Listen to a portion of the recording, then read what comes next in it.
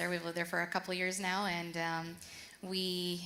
I've been an ER nurse for about 7 years. I was an EMT prior to that, so I've worked in the emergency room for about 14 years now. And the way I got here today, I've actually been trying to find an opportunity to go to Gaza for quite some time now.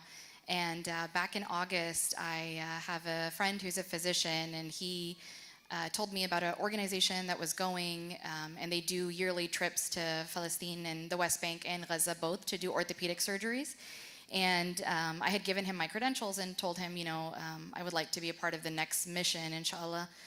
And then, as you know, the escalation and violence happened in October, and I emailed them again in November, and I said, I think that I could be of service in some way as an ER nurse. We were all watching all these videos come out of Instagram of patients on the floor and, their loved ones holding IV drips above them, and I just thought, okay, maybe I can help in this very chaotic situation with the, little knowledge and training that I have. And I just kept emailing them and persisting about it, and alhamdulillah, that came to fruition in about March or April. It's a little complicated process to go. You have to be cleared by multiple entities, including the World Health Organization and United Nations and several other entities. So it takes a couple months to get that processed. And alhamdulillah, in April, I got the word that I was cleared to go, and I was put on the list to go with the organization that I went with. And alhamdulillah, we left on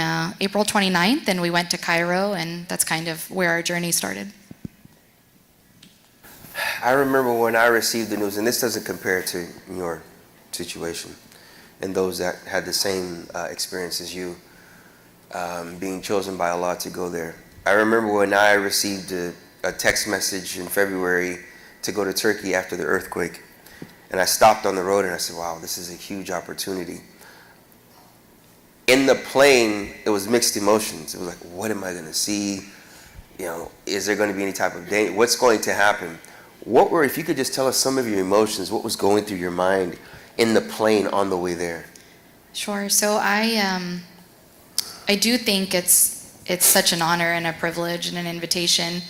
And I just want to kind of note for the younger audience here that never doubt that Allah sees your intention and that Allah sees and hears your dua, because going to Gaza was a persistent dua that I made, and specifically my husband and I had the honor of going to Umrah in November, and that was one of the duas I made in Umrah in front of the Kaaba was, Allah, I don't know how, but just get me to Gaza somehow. I just was kind of obsessed with this idea. And so a lot of my feelings in preparation, because it was a long preparation mentally, physically, emotionally, to go, part of the thought process I was having was how Allah knows our deepest desires and how He knows our intention. And if you put that intention forward of wanting to help and do good, fi sabilillah, for His pleasure, for His sake, that never goes unnoticed. And sometimes it's delayed and it may not come in the way that you want or when you want,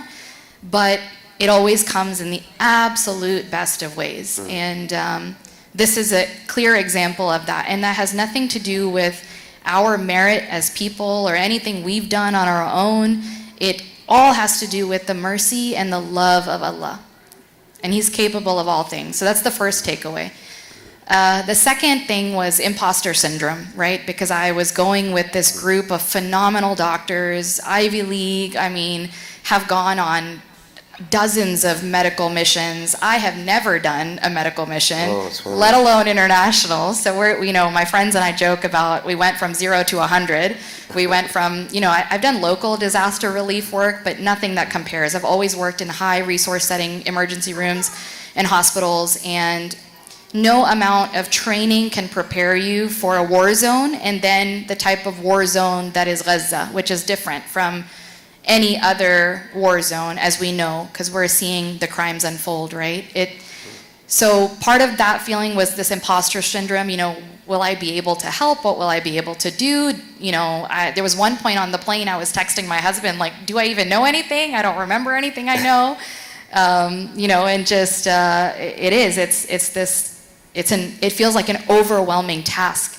And I'm so glad you brought up Musa al-Islam, because as we were going from Cairo to Gaza by road, you have to cross through the Sinai desert. And we were listening to one of my favorite surahs, Surah Taha. Allah. And I couldn't just help but visualize, like, this is the land of Musa al-Islam. SubhanAllah. And this is kind of a tangent, I'm sorry, but I love Surah Taha so much because Allah gives him a task, and Musa al-Islam complains to Allah, and he says, but I stutter, but I'm not worthy, but I can't, but I'm scared, but I need my brother, you know? And he shows his humanity in that, and I empathized with that so much in that moment of, after getting off the plane and just that 12-hour journey, which is only supposed to take 3 hours, by the way, crossing through the Sinai desert, you have a lot of time to think.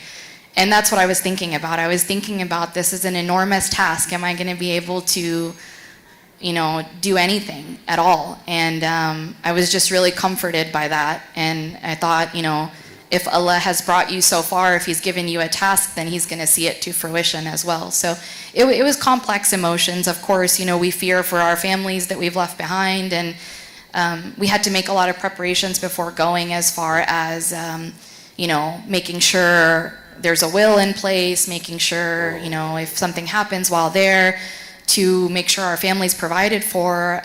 So there's a lot that goes into it. But, you know, once you finally step foot into Gaza, then it's just relief. And Allah puts like this sakina in your heart, and you're like, oh, I made it. I finally made it, you know.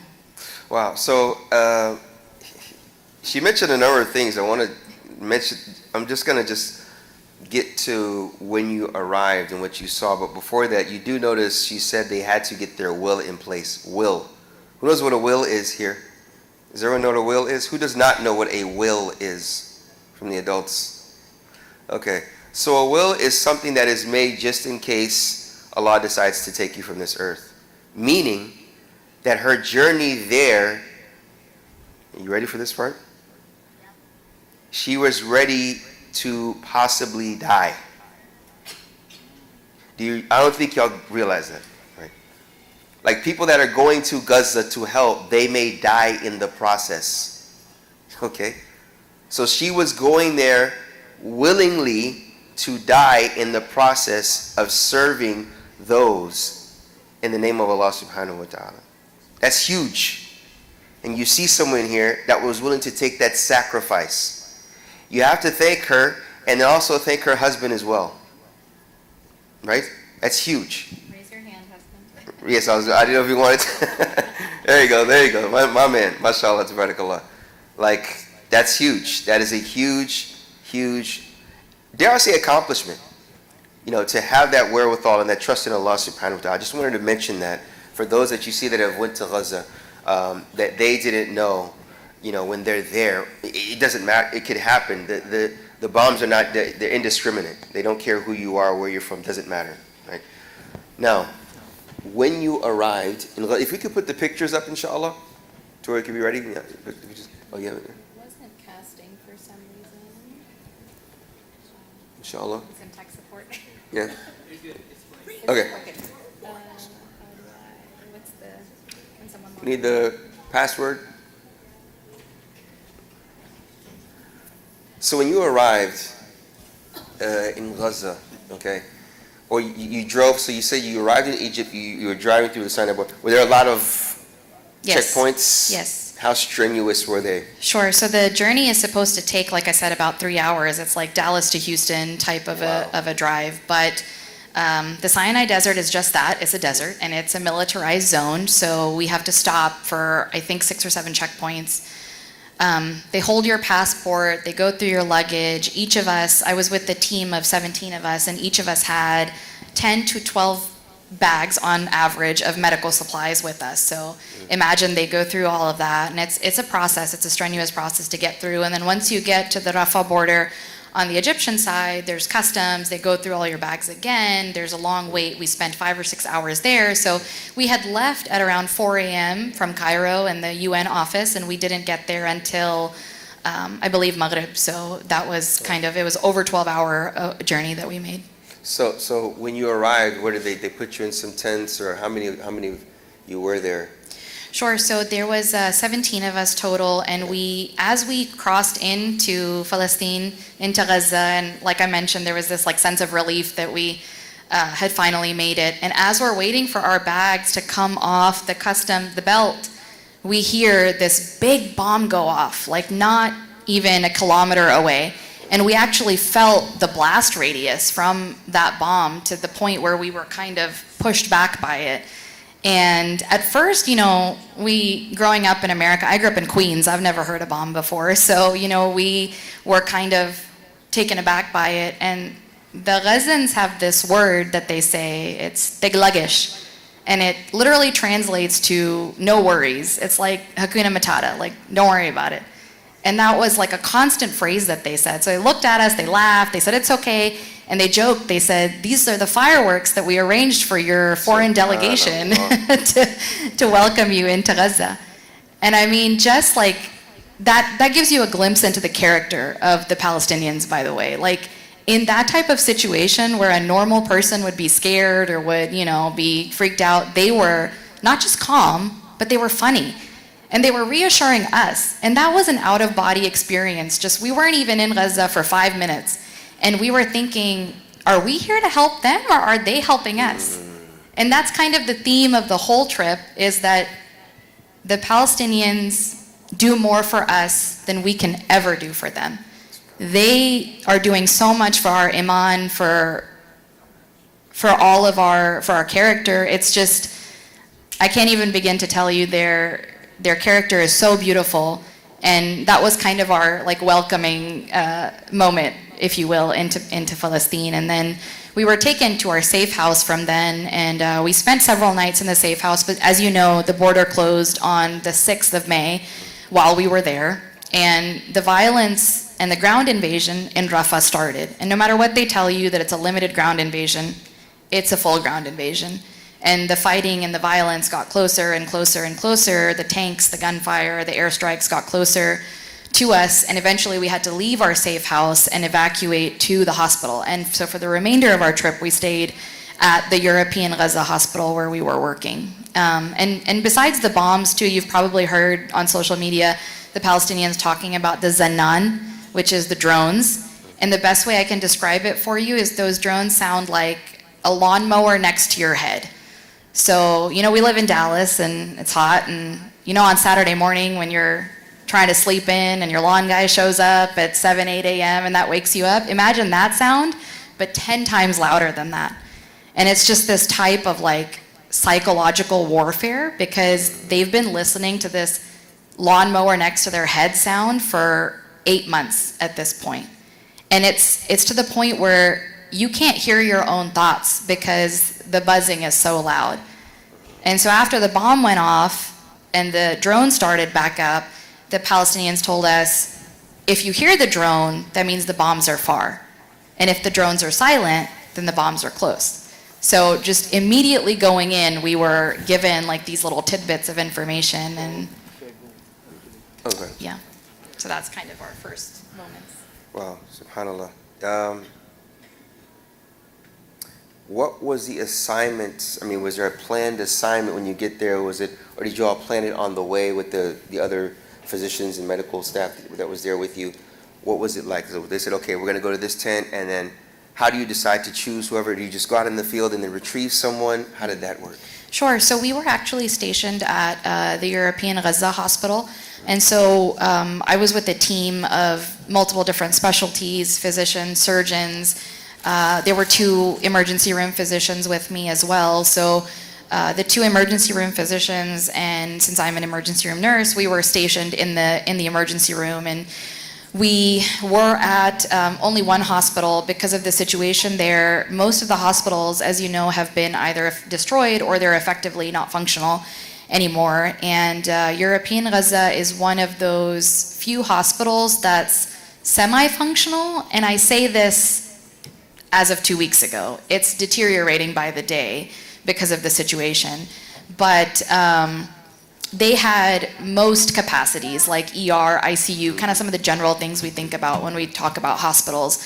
And so we were stationed there, and there was no real shift timings, when we were initially in the safe house, we would go in the morning with a convoy essentially, and we would spend the day working, and then we'd come back at night, and some of the surgeons would actually stay at the hospital.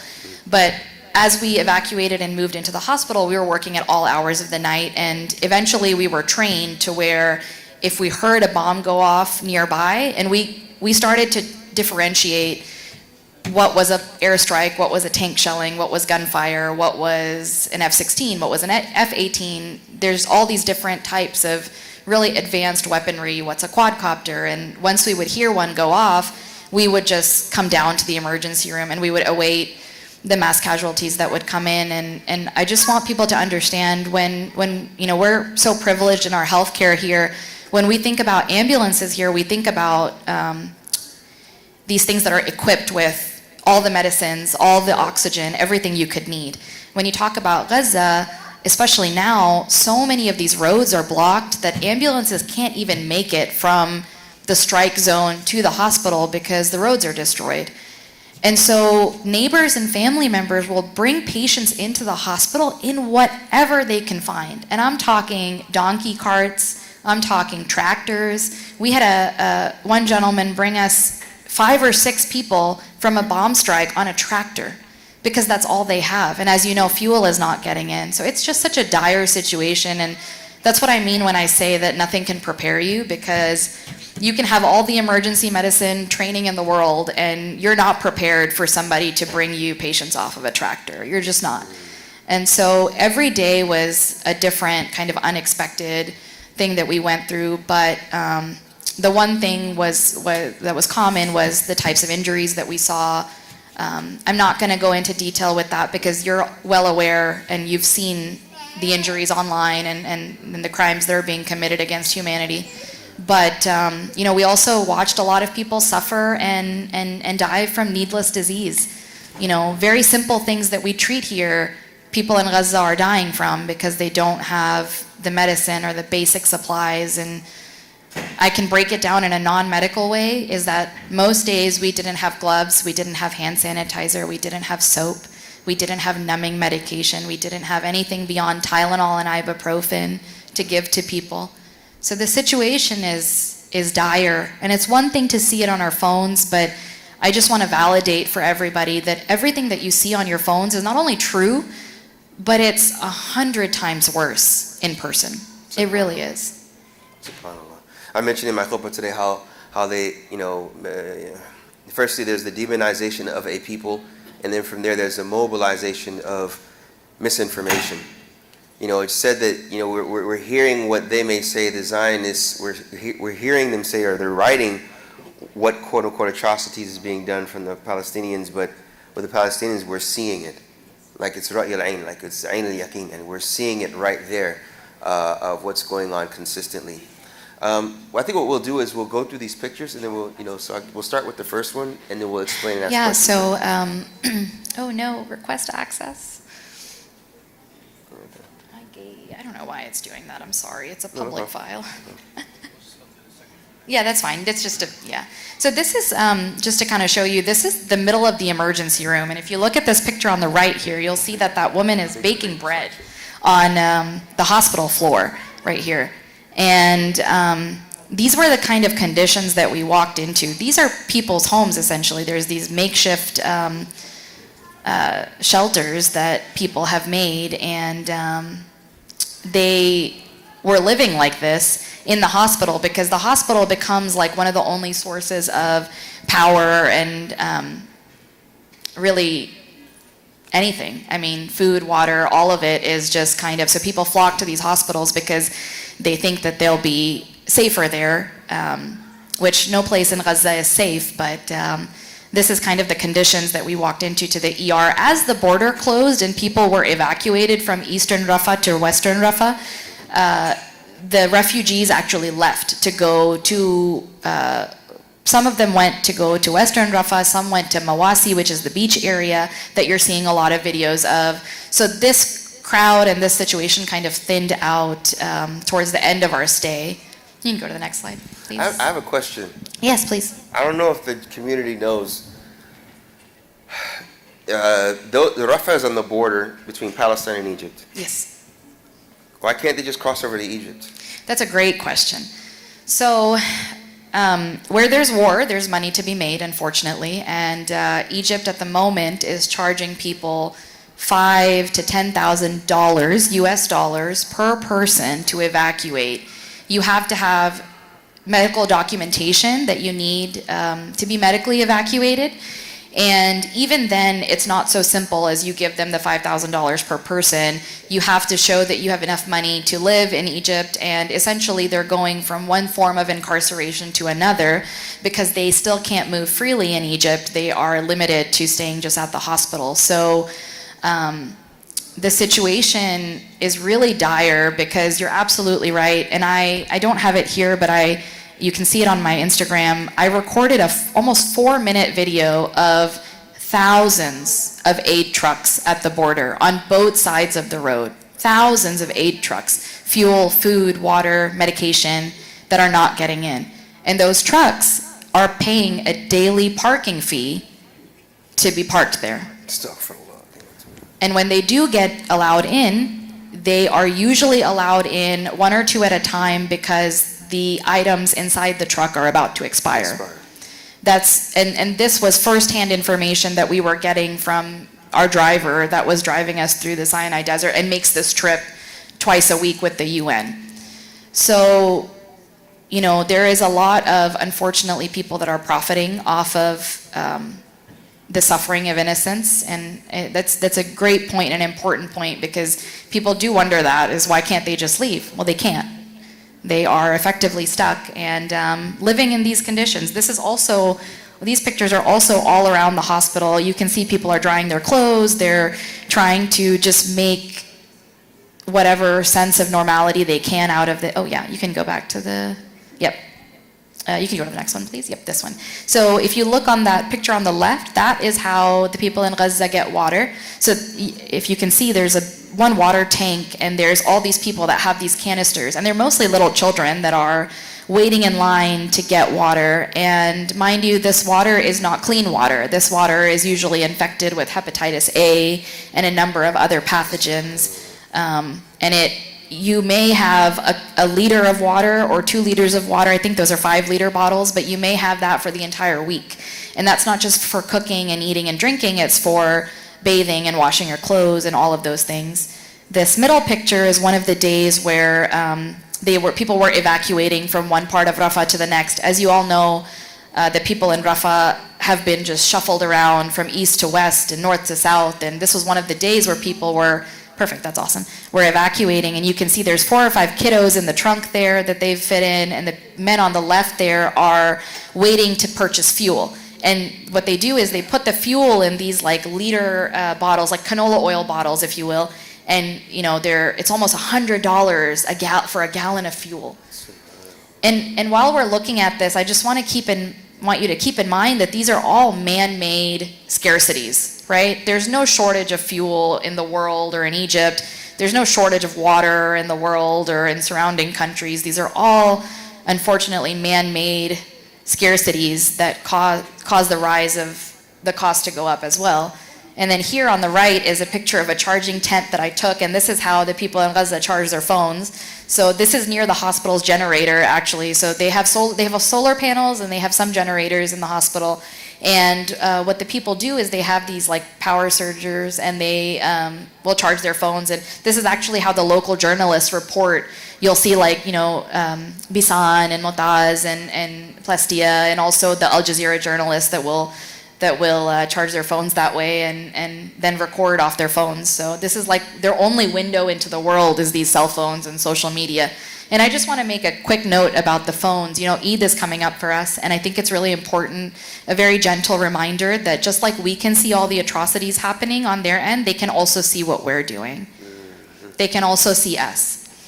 And in some ways that's great because they are watching the protests, they are watching your advocacy, they are watching you share the posts, they are also watching the brave students at the universities that are doing commendable work and advocating for the cause. And they told me to tell you directly. I showed them pictures of the UTD encampment and some of the commencement protest that the students did, and this is a direct quote from the Palestinians. They said, "Tell Dallas we love them too, and we hope that it weighs heavy on their scales." Allahu Akbar. MashaAllah. So they are watching and they see you, but it's also another gentle reminder to be mindful of what we're posting on social media as far as, with Eid, with food, with things that they don't have access to, because we don't want to be insensitive and hurt them in that way of, we are feasting while they are starving. And, it's just one of those things that I wanted to remind the community of, but they are incredibly proud of all of the advocacy work that especially the students are doing. They talked about that extensively. So know that your effort, Allah is ash-shakur. He sees all of your little effort, but they see it too. You can go to the next slide, please. Thank you so much. Okay, so I can't remember what video that was in the middle. That's okay, it's not a problem. So the left picture is actually the picture of the nursing college at the European Gaza hospital where refugees are now staying, and that's how they're living there. And the picture on the right is really beautiful because this is a great example of Palestinian resistance. These are little greenhouses, and as you know, Palestine is a fertile land, and they joke that they can throw a pit of anything and it'll grow. And so they've created these little greenhouses, and some of them get targeted and get bombed, but they continue in their resilience to replant these. And so the only fresh produce that they're getting, the fresh fruit and vegetables, is what they grow in these greenhouses actually. And I just thought it was so beautiful because it's just a form of resistance, it gets bombed and they do it again. They're like, no, we're gonna plant olive trees or eggplant. It's mostly eggplant, tomato, cucumber, and that sort of thing. But this one was right in front of our safe house, and I thought I would show you guys how they're kind of dealing with that situation. You can go on to the next one. Is that it? Oh, it's not letting you give access. I will try. So while you're doing that, just to. As you can see, the resilience here. Resilience is you falling down or something that you didn't anticipate would happened, and they get right back up and they continue in the midst of hearing drones and hearing bombs and not knowing where that bomb is going to. What's the statement that I've heard them say? If you hear the bomb, it's a good thing because you know that it's not going to land on you, right? You know that it's not. Yeah. What's the statement they make? They basically say that if the drones are really loud, that means the bombs are far, and if the drones are silent, then and exactly they say that too. They say if you can hear the bomb, it hasn't hit you, and if it hit you, then Jannah is what they'd usually say. So they say if you don't hear it, don't worry about it because it's. At that point, your questioning is going to be, they were joking one day, they said, you won't have to ask, where is the bomb? Because somebody will be asking you the three most important questions, who is your Lord, who is your prophet? And that this is directly coming from them. And subhanAllah, they have such clarity of what their purpose in life is. And again, it's just something, we learned so many lessons from them, and I could, talk for weeks and it still wouldn't cover their iman and their tawakkul. But I do want to share with you one little story that we had in the emergency room. We had a little bit of anesthetic medicine that we brought with us. It's like a sedative that we give. It's called ketamine. And if you know about ketamine, ketamine's kind of like a truth serum. So you give it to somebody and people usually say like the first thing that's on their subconscious. And as nurses and doctors, we're really used to, people just saying silly things and we kind of just move on and do what we're doing. There was a case of one man came in the middle of the night and he was covered in shrapnel. His home had been bombed and we were having to scrub his wounds and remove whatever shrapnel we could out of him. And when a bomb goes off, not only is there all this concrete and smoke in the air, but there's all this metal that comes off of the bomb that essentially gets lodged into your body. And so we give this man a little bit of ketamine, and when I tell you that this man started making the most emphatic dua and Quran and dhikr that I have ever heard in my life. And again, it's 3 a.m. We've just abruptly woke up. The adrenaline is rushing. And what was this man making dua for, right? What was he reciting? He was making dua for not just himself, Because, you know, when we're in some kind of like personal calamity, I don't know about you guys, but the first person I make dua for is myself. Ya Allah, relieve me from this pain, right? But this man was making dua for you, for us, for all of humanity. He was making dua for all of the Muslimin. He was making dua for, you know, not just Gaza, but all of Palestine, for the world, and this went on for an hour, hour and a half, shahada, kalima, and just whatever verses he knew. And it made us all question, you know, what is our fitrah?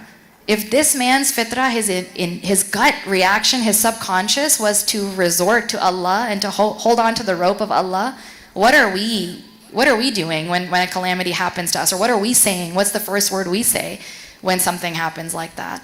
And it was just, I'll never forget it. It was the most unbelievable scene of where we're scrubbing and stitching and we're saying, Ameen, Allahumma Ameen, Ameen Ya Rab, like for an hour and a half.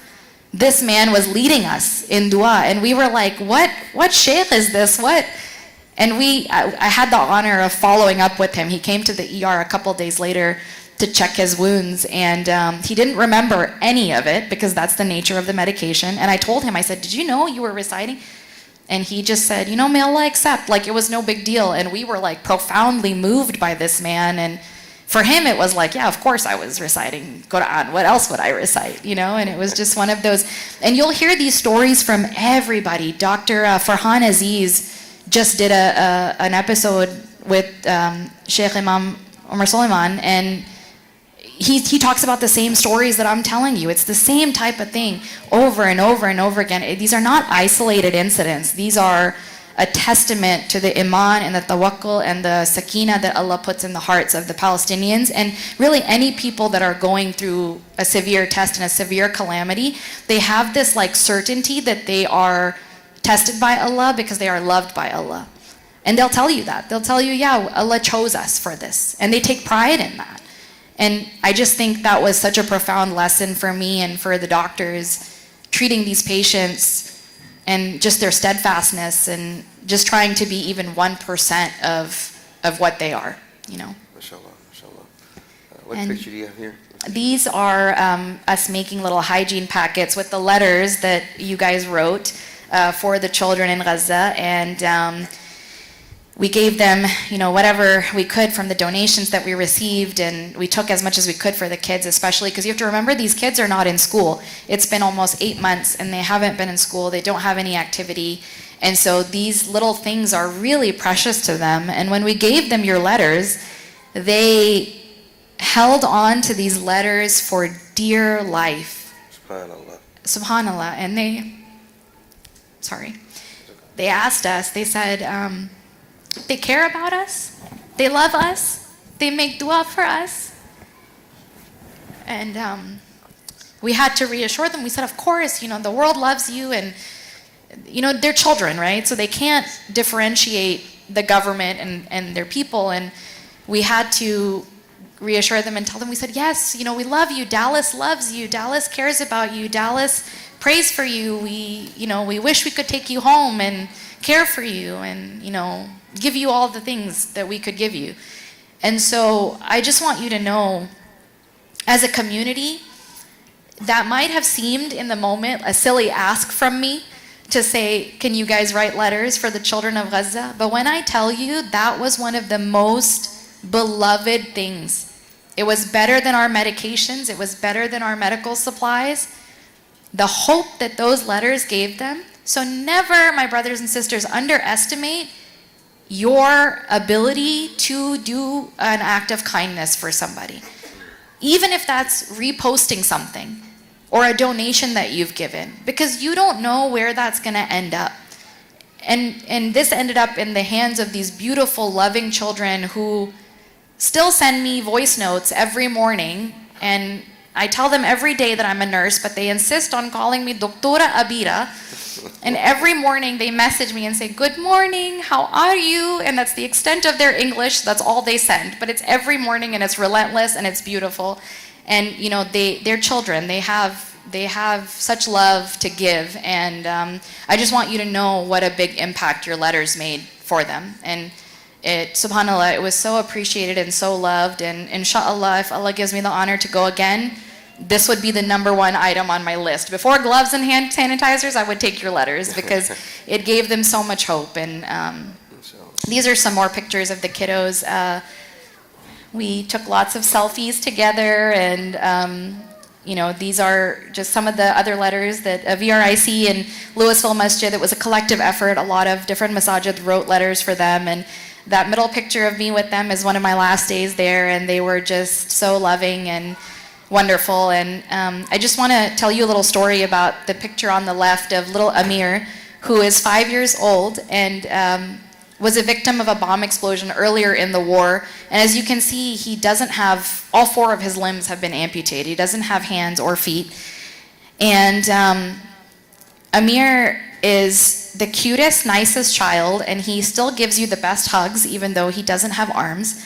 And when he came into the ER one day, I don't know, he touched my heart, and I fell in love with him. And I found excuses to go to his tent after that day, just to see him. And one of the days I went to follow up with him, he was in the tent right next to the ER, so I knew where he was, and I saw him running around in there. And I went and I spoke with his mom and his dad through Google Translate. I'm Pakistani, so my Arabic is horrific. It's one of the things I'm going to work on before I go back. But in our limited conversation, I was asking her about Amir's injury, and she said, La, come in for Shai right now. Come in for tea. Come into the tent for tea. And I said, no, I can't. You only have, in my mind, I'm thinking she only has 1 liter of water for the week. Like, how dare I go use her water? And this woman insisted. And then his dad came and insisted. And he said, no, doctora, you have to come in our tent for tea. Please, you have to. And so I said, okay. So I went in their tent for tea. And that story is just a highlight for you. The fact that even in these apocalyptic conditions, they have the best morals and the best character, and they exemplify truly prophetic character of, I think of like Rasulullah Sallallahu Alaihi Wasallam having one date and sharing half of it. I don't know about you, but I have a hard time sharing my food with my husband. I get mad when he eats the leftovers in the fridge. You know what I mean? So it was just one of those things where I was like, wow, it was lesson after lesson after lesson of these people have nothing and they want to give it to me. I don't deserve that. I don't deserve that water that she has for a week. And, I'll never forget Amir and his family, and I make dua for them every day that they're safe. They actually had to leave the hospital, last I heard, and evacuate to the beach area in Al-Mawasi. And Al-Mawasi is a very difficult place to live because it's like pitching a tent on sand, essentially. There's no water, there's no electricity there, and so, keep little Amir in your duas when you pray for Gaza. But his family was just, and that wasn't just him. It wasn't an isolated incident. It was any tent we walked by. Doctora, come inside. Sabah al khair, how are you? Come in. The small talk, the community, the wanting to offer us bread, and just everywhere we went, little kids offering us little trinkets, little gifts, little notes that said, I love you. Just the amount of love and gratitude that we got. And we weren't even doing anything truly. Like, we were just talking to them and giving them our attention. And, this is one of the, I think I have maybe 500 pictures on my phone of these kids and selfies with them. But just the amount of love I got from them, I would go back for just this. Not even to do anything, yeah. Yes, so their tents all around the hospital, inside the hospital, all on the grounds of the hospital. The European Gaza hospital is actually a very large campus. They, just like hospitals here, where you have the main hospital, the emergency room, but you have doctors' offices, you have dialysis centers, you have other areas, and basically all of those buildings are rendered non-functional now, and the families are living everywhere in those areas. So yeah, Amir is one of those families that lived in the hospital, but again, had to evacuate to Al-Mawasi recently. I think what we'll do now, how many pictures are left over? I think this was the end of it. Yeah. I want to make sure that you all get any questions. If you have any questions while we're going, does anyone have any questions so far? You want to mention? I just have one last slide to show you. It's that slide of Al-Aqsa. You can, not this one, but the next one. I don't know if it's going to let you see it, but It'll be the second, yes, this one. Yeah, you can just leave it at this view if it won't. Yeah, that's perfect. So we were supposed to exit through Cairo the way we came in, and we were told once the Rafah border was destroyed that that is no longer functional entrance and exit, and now the only entrance and exit is Karam Shalom, which essentially leads into Israel, and we had to evacuate through Tel Aviv. So initially we were upset. You know, we spent 3 weeks in Gaza and in Palestine, and now we have to go to Israel, and you know, we weren't happy about it. And again, this is another example of Allah being the best of planners. One of the ER doctors, Dr. Hamza, the local ER doctor, he told me, Abeerah, don't think of it as going to Israel. Think of it as Allah giving you the honor to see more of Palestine. And that just changed my perspective. I said, you know what? You're so right. We're seeing more of Palestine. And so, subhanAllah, we were able to somehow convince the US Embassy to not drop us in Tel Aviv, but to drop us in Al-Quds, in Jerusalem. And Allah gave us the honor to go to Masjid al-Aqsa, which, to point out, you know, we're talking about Gaza, but not to forget the rest of Palestine and our brothers and sisters in the West Bank and in Jerusalem who are subject to the same, if not worse, oppression because they're dealing with IDF soldiers every single day. And we witnessed that ourselves, where some of our doctors went up for Fajr and were beaten and denied entry into Masjid al-Aqsa, even though they were, you know, US passport holders. So the intimidation and everything there is very real, and it's very prevalent, and it's every day. So, you know, we can't forget about our brothers and sisters, and specifically our Christian and Jewish brothers and sisters in Jerusalem, because those Palestinians are sometimes not talked about enough, especially in our communities. We had the honor of going to the Christian corridor and the Church of the Holy Sepulchre, and you know, when we told them that we're coming back from Gaza, there was just such emotion and such tears and such empathy. And the people, the Palestinians in Jerusalem, they say, oh, Gaza, our heart. And when you talk to people in Gaza, they say, no, at least we're being bombed, but at least we're free from the soldiers, you know, most of the time. The people in Jerusalem, they're the ones being oppressed, and they have such empathy for each other. And I just wanted to end with that little note that, you know, we never imagined on this trip that we would go to Masjid al-Aqsa. It was not in the plan. It was not ever, nobody ever considered it. And on the day of Jummah, we were able to go to Masjid al-Aqsa. And that's just again, another testament to, we have to trust Allah's plan, because in the greater scheme of things, He knows exactly what He's doing, and it's going to, inshallah, end in the best way. And this is just an example of that. And this picture on the right is the little stamp of Palestine we got. And because we didn't exit through Rafah, we never got an exit stamp. And I just love the symbolism of that, because it's like our hearts never left Palestine. It's like we're still there, because we never got an exit stamp. And I'll never throw this passport out, because it has this page of the state of Palestine. Inshallah, may Allah liberate it, and may we all be able to visit Masjid al-Aqsa in a liberated Palestine. Ya Rab. But yeah, I would be happy to answer any questions anyone has. Please, yes. So sister, this picture, Yes. the kid that's sitting, Mm-hmm. is that just a random? It was just a random child. I just thought it was really poignant because, you know, I had just that morning come back from visiting with the children of Gaza, and, you know, here's another Palestinian child on the other side of it. And it's important to also, just for context, tell you that, you know, when they talk about Rafah, they talk about Rafah as a city of children, and Gaza is really a place of children. That couldn't be more true. We rarely treated anybody that was over the age of 40 or 50 in Gaza, because they're not afforded the opportunity to live out their life that long. But in Jerusalem, it's the exact opposite. We met so many older Palestinians, and Al-Aqsa, we really should, as a community, by the way, make a concentrated effort to go to Masjid al-Aqsa if we can, because they love it when we visit. And we were met with, it's like Medina. It's so peaceful and calm, and there are people reading Quran, and they're the people of Quran. They're so dedicated to it, and it was just, Allah knew that it was the sakina that our heart needed, truly. But yeah, no, it was just some random kid.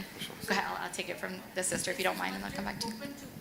Yes. So this is the Dome of the Rock, and Masjid al-Qibli is behind it, I believe. And correct me if I'm wrong, Sheikh, but you can pray in both masajid, and we did, yeah. So, sister, we see that on social media and a lot of organizations are collecting donations for it. Have you seen them, like the bigger one, Islamic Relief, or helping them? Sure, absolutely. Or So- any names that you can give us that people are on the ground? Absolutely. So at the moment, there's no foreign medical teams that are being allowed in, but when medical teams are allowed in, I went with Fajr Scientific, but there's also Med Global, there's PAMA, there's Palestinian American Bridge, there is ICRC, which is the International Red Cross Red Crescent. All of those organizations are on the ground doing good work, and inshallah, once Karam Shalom opens up, they will eventually allow foreign medical teams back in. So that's one way to support. Another organization that I know is on the ground and is doing great work is Human Concern International, I believe, and they have a food kitchen that they're operating. And then UNRWA is another one where, you know, all the conspiracies about it have been debunked, and they are a solid presence in Palestine, and they have been there for decades, and that's one that is reputable and you can donate to. As far as some of the other organizations on the ground, it's hard to say because I was in the hospital specifically. I wasn't in the field as much, and so I didn't personally see, but I know for those few that I mentioned for sure are on the ground and they're doing great work. And inshallah, if I think of any other ones, I'll definitely share with the community, inshallah. Anyone else? And there's no dumb question, just like Sheikh said. If you have any question about, yeah, go ahead. So is it only medical staff that are allowed to enter, and anybody that, you know, has any other professional? Sure, absolutely. So the question was, is any other specialty allowed besides other medical professionals? So at the moment, they're focusing on doctors, nurses, and physical therapists. I would say that my husband and my parents are both here. They were all very, very supportive. My best friends here, everybody was very supportive of me going. And you know, if I understand that it's a place of privilege. I don't have small children. I had the ability and the flexibility to go. But if you do have a skill set, if you are a medical provider that can go, I would encourage you, please go. At the moment, they're only letting medical teams in, but this is a marathon, not a sprint. Gaza will need help for decades to rebuild. And your skill set, whatever that is, eventually will be needed. So keep an eye out on the organizations that are on the ground doing good work. And the biggest thing, like I told you in the beginning, is make your intention. Make your intention that you want to help for the sake of Allah, to please Allah. And inshallah, I am a testament to that Allah will facilitate it for you. Allah will get you there in one way or another. Just make your intention. So at the moment, it's just doctors and nurses, even physical therapists, they're not really letting in because it's all under the World Health Organization umbrella. But again, this is a marathon, so keep an eye out, and inshallah, you'll get to go soon, inshallah. Anyone? Brothers? Any questions? I can't. Sorry, did you guys have a question on this side? Oh, okay, go ahead. Yes, please. I have a question. Yeah.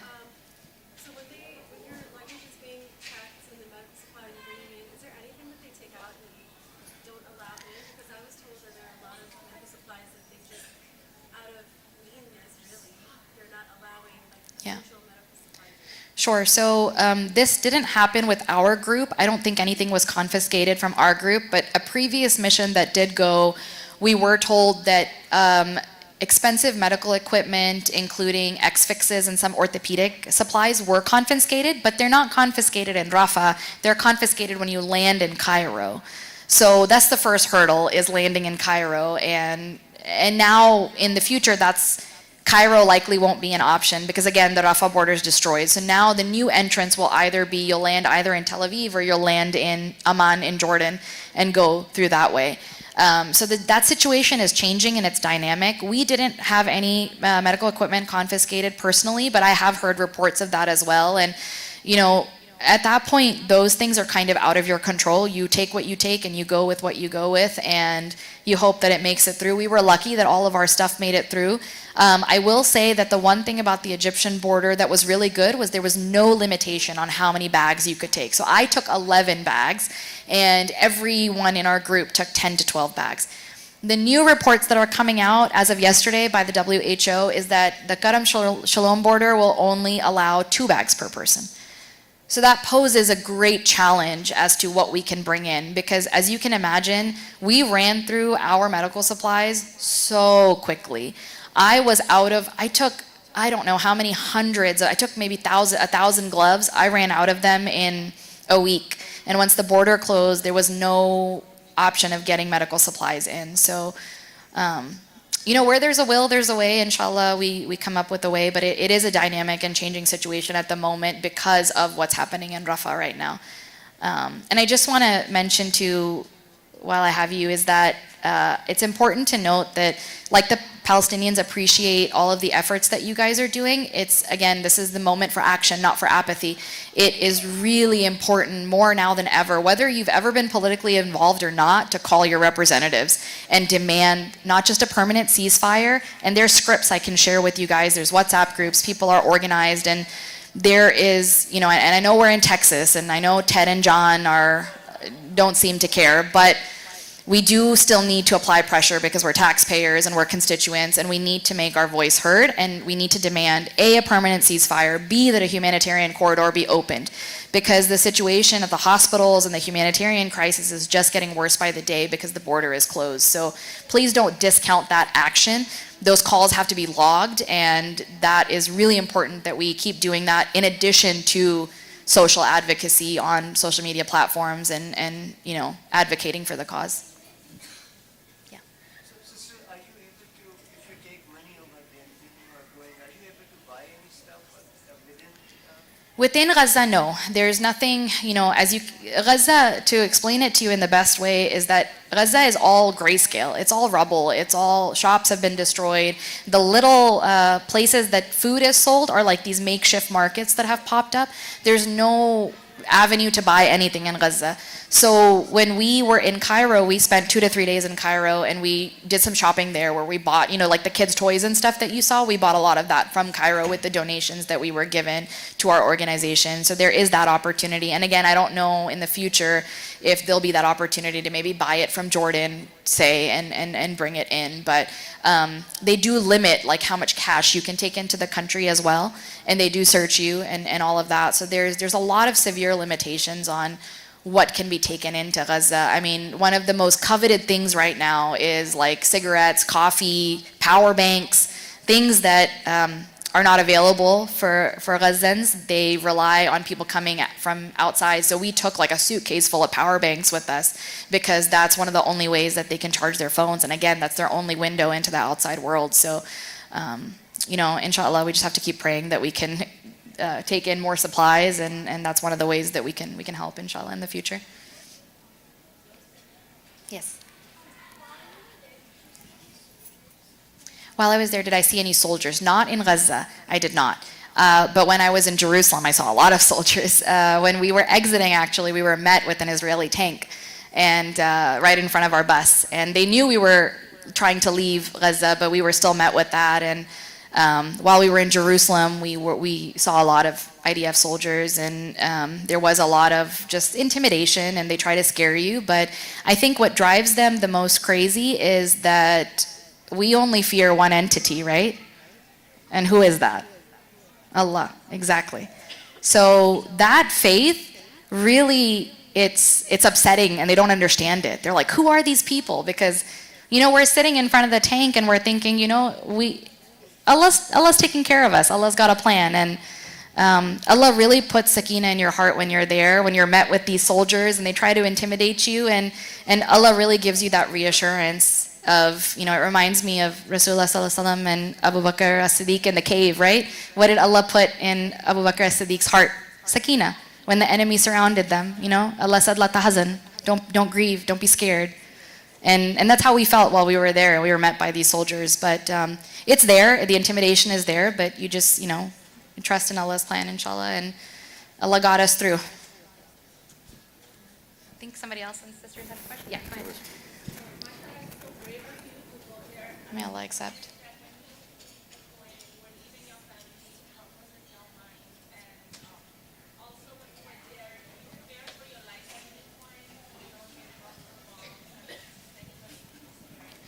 Definitely, yeah. Absolutely, that's a great question. So yeah, there were many moments where the bombing was very, very close.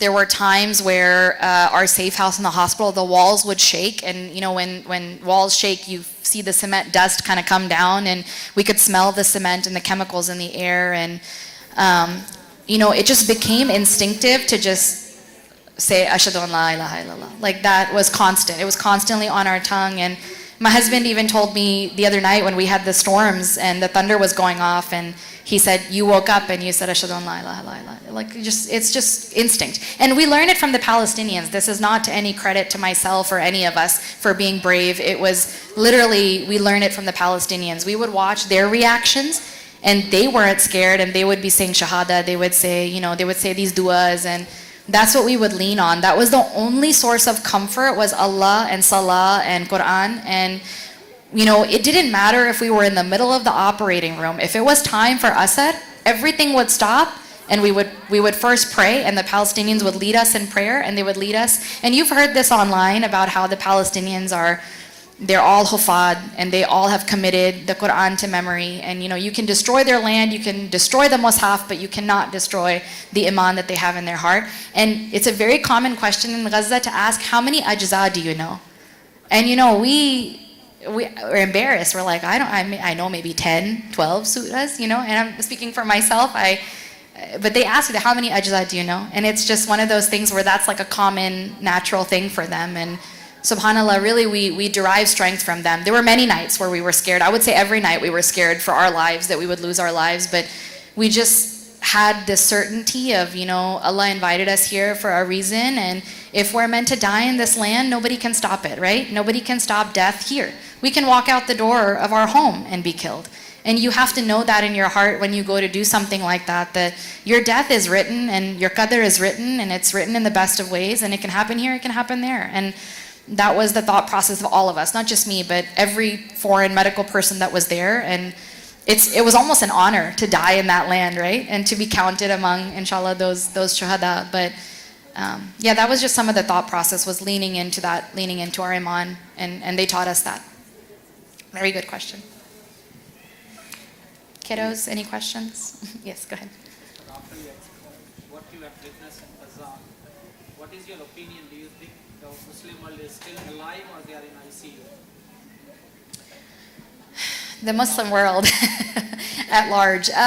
No, I want to have a hopeful approach. I think I want to have optimism in the fact that the tide is changing. I'm 33, I'll speak for myself. I went to UTD, my husband went to UTD 10 years ago, and when we would go to these protests for SJP or any of these organizations, 5 or 6 of us would show up. We were all Muslim for the cause, and now we're seeing the numbers, we're seeing people's narratives changing, we're seeing Western media even talk about this in terms of a genocide, and I think we need to derive hope from that, and we need to keep that momentum going, because I think that the cause is different now. Many of us have been advocating for Palestine for decades. This is not October 7th onwards. This is a 75-year-long struggle. And I think that the narrative is changing, inshallah, with Allah's help, I think.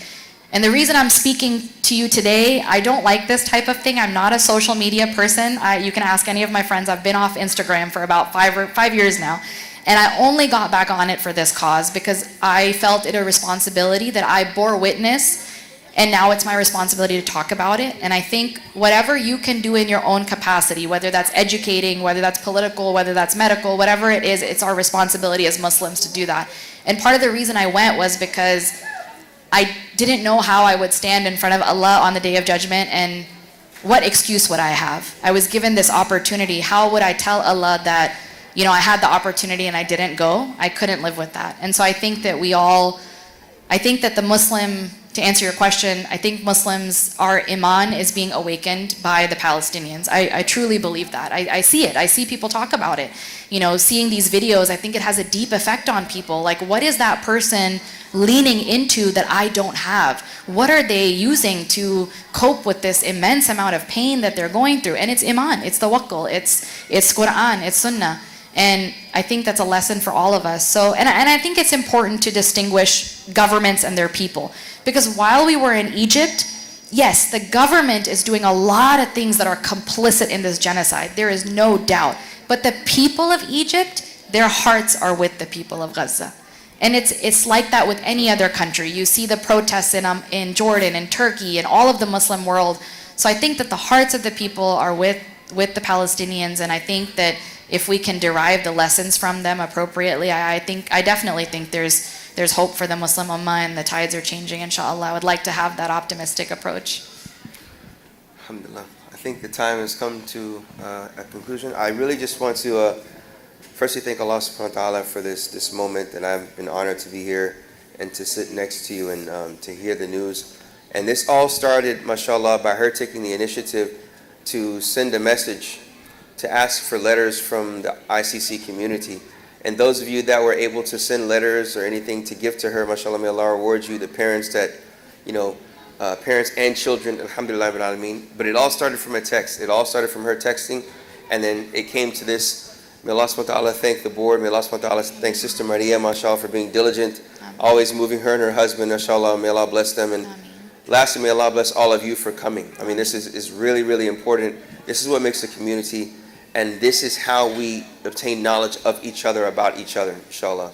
So jazakallah khair. And if you have any other questions, inshallah, you can see her, inshallah. I mean, after Salat al-Maghrib, we're going to, if she's here, mashallah, she'll be able to answer the questions. And if not, there's a way you can reach to her, bi'idhnillahi ta'ala, and have any other questions regarding this subject matter and anything other than that. Thank you so much for having me. Jazakallah khairan for your love and your du'as and your donations and your support. It was truly a group effort. I went physically, but I represented all of you. So thank you so much for having me. It's truly an honor. I appreciate all of you. Jazakallah khair. Barakallahu feekum. Assalamu alaikum wa rahmatullahi wa barakatuh.